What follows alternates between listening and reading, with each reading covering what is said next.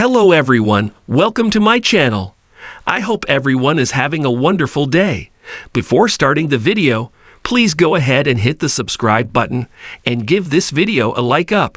Fastlane 2019 wasn't a particularly bad show, but wasn't especially good either. The trend continued to this week's episode of WWE Raw, which was also the same.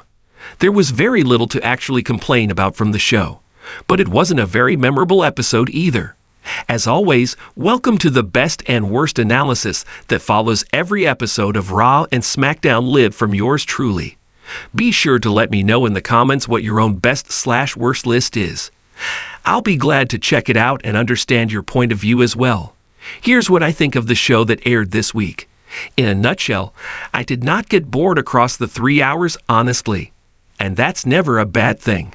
We were supposed to get a Roman Reigns versus Baron Corbin main event on Raw this week. As Roman Reigns made his way to the ring, showered in adulation by the fans in attendance, he was attacked by Drew McIntyre. Roman Reigns was rushed to the medical personnel in the back, and it was clear that he wouldn't be able to compete. Dean Ambrose stepped up and wanted revenge to avenge his fallen comrade.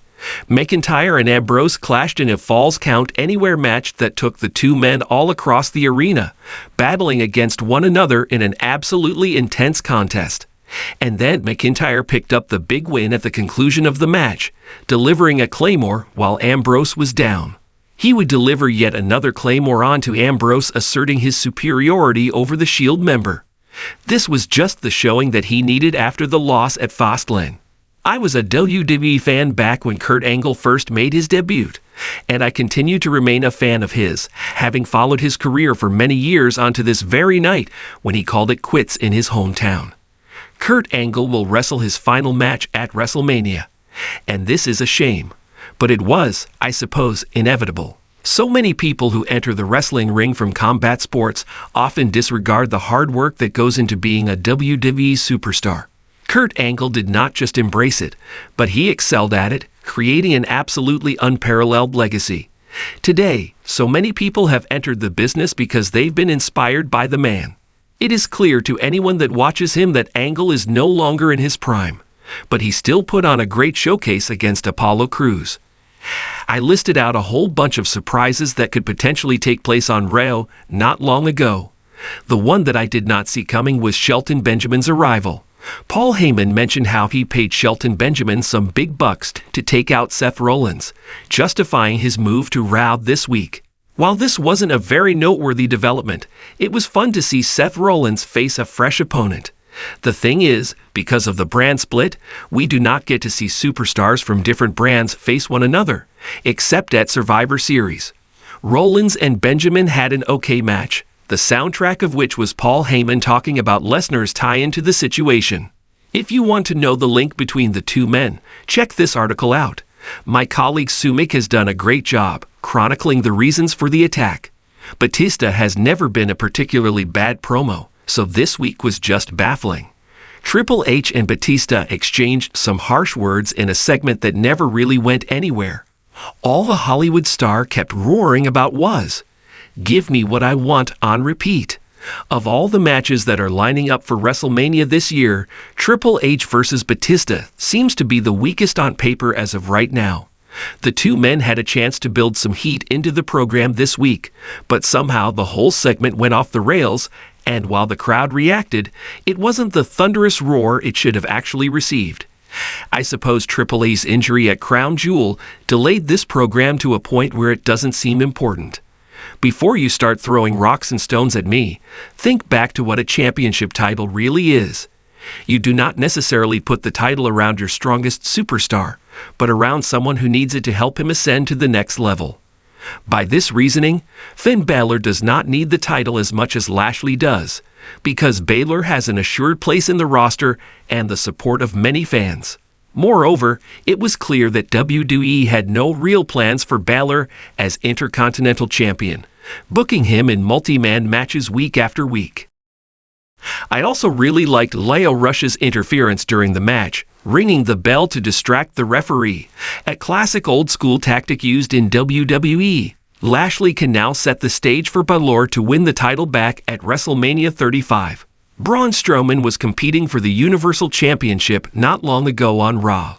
And now he's breaking apart cars with his bare hands, which is cool, but a waste of time. It just seems like Braun Strowman is no longer a serious WWE superstar anymore, and that there are no plans in place for him as WrestleMania 35 fast approaches. The way things are going for him, even the Nicholas segment from the year before would have been an upgrade for the monster among men. There are very few men, not just in sports entertainment, but in the world who look like Braun Strowman, and therefore WWE should catapult him all the way to the sun and back. But somehow, his momentum seems to have plateaued, and he's no longer the hot commodity he was. I really love Ronda Rousey's newfound attitude and aggression on Raw these days. She's embraced her role as a heel and comes in super confident, much like the character she always should have been, from the very start.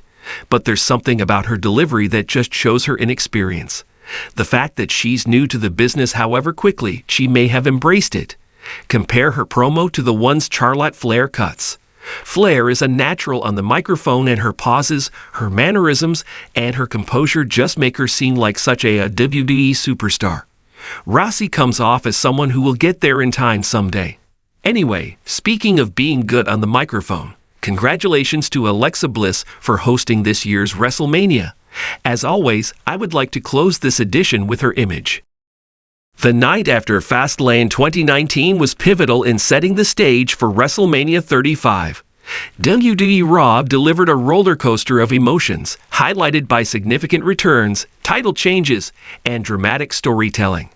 However, as with any episode of WWE programming, there were both standout moments and some that left fans scratching their heads. Let's dive into the best and worst of that electrifying night. Best: the return of Batista. One of the most memorable highlights of the night was the unexpected return of Batista. After a lengthy absence, the Animal made a powerful statement by confronting Triple H.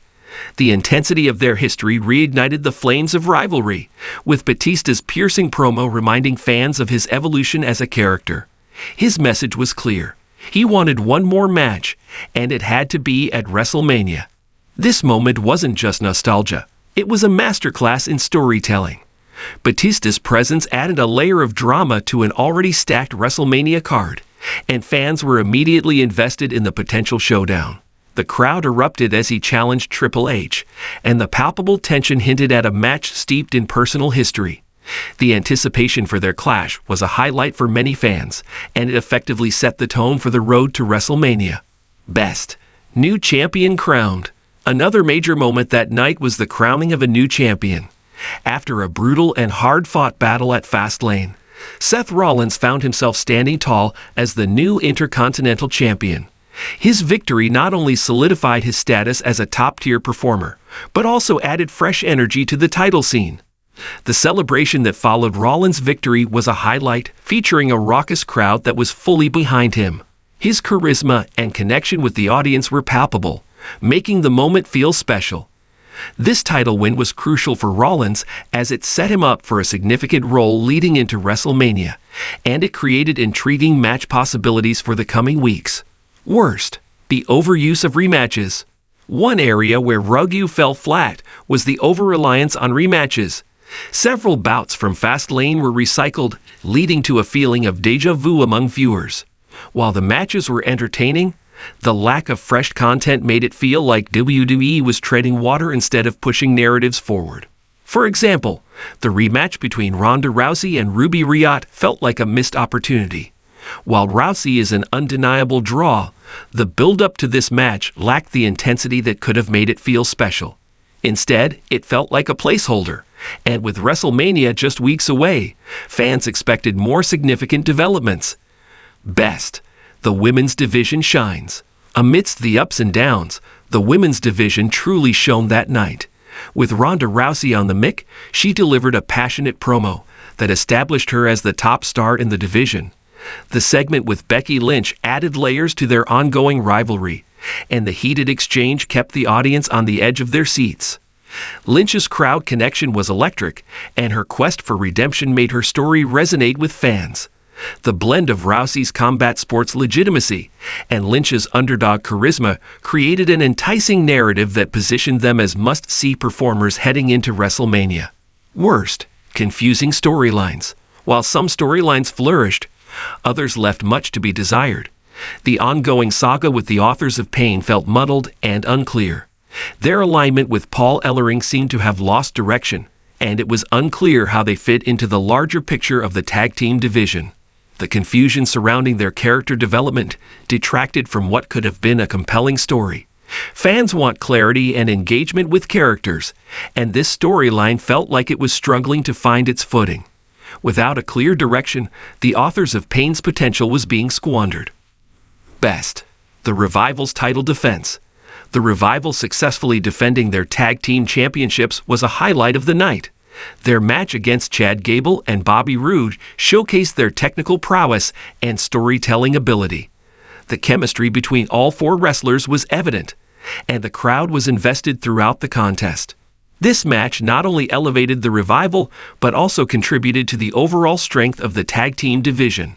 Their victory was a testament to their hard work and dedication, and it was refreshing to see the tag team titles receive the spotlight they deserve. Best, the Revival's title defense. The Revival successfully defending their tag team championships was a highlight of the night. Their match against Chad Gable and Bobby Roode showcased their technical prowess and storytelling ability.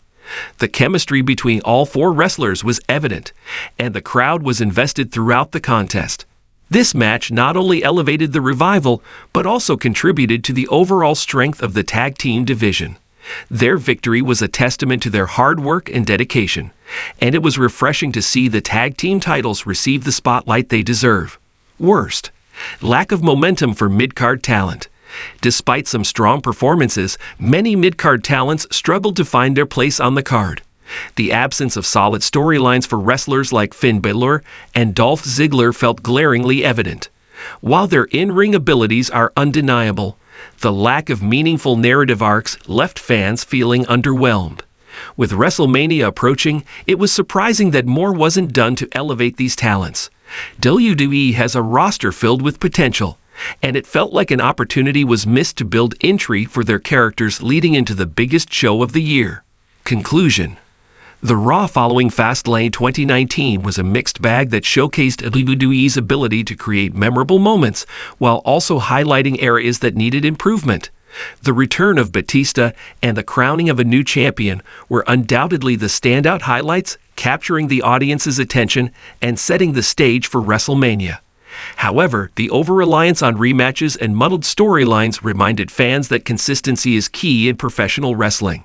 As WWE continued its march toward WrestleMania, it was clear that while there were both peaks and valleys, the excitement for the biggest event of the year was only growing.